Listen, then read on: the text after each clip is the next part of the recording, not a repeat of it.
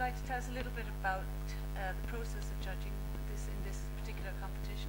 How is it different from? Well, I was the visiting judge, if you like, to judge with Ian Fearon in the jumping phases, and the two phases run together, but they are slightly different. And we also get an opportunity to give a mark for conformation and type. So it's all about presentation and attitude from the horses, as well as the model themselves. I was very impressed with the standard.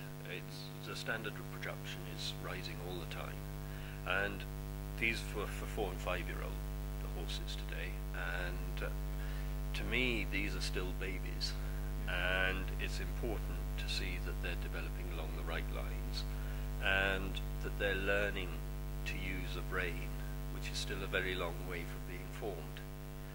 So you're developing pathways, and that's why I like the name Stepping Stones. It seems to work very well. And what you've got out there in the arena is the most wonderful playground for schooling horses on, because it's inviting, it's obvious, so that there's no hidden tricks with anything, which to me with young horses is very important. And I'm a great believer that you encourage them in the process of learning so that they enjoy their learning, not that they get overpowered by it. And in order to sort of show off or showcase young horses, I think in recent years we've developed a tendency that in order to really show off the very best, we've penalised the others, and the net result has been detrimental. In this way, you can see a good horse, and a good judge will know a good horse without having to push it to the limit, so that, for the want of a better word, a less perceptive judge needs to be shown more. I don't think that should be necessary, and therefore you don't have to take a horse to its extreme limit. And in young horses, I think it's vital that you don't. I think it's important that they learn through mistakes as young horses in order to avoid them, but they learn that it's okay to make a mistake as long as it's okay to learn how to fix it. Then they don't panic. But if you have a horse that becomes frightened of making the mistake, not of the mistake itself, but of perhaps the punishment that might come after it, or the consequences of making a mistake, they then become intimidated. And if you intimidate a horse, I think you've stopped its natural, or half of its natural goodness. Yes. And that's always been my philosophy with them.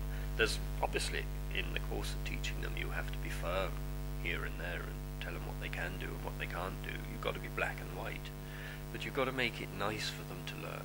And if they enjoy their learning, then they'll give everything for you. I thought it was excellent. Yes. No, I really liked it.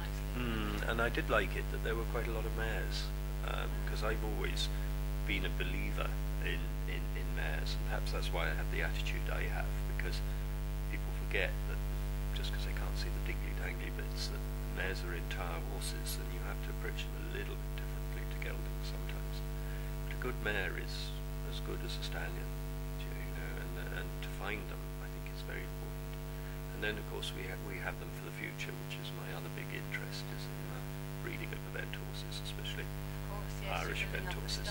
I'm tempted to come down where the problem is that judging just one phase, you're tied to it all day, and you see every horse, which is grand.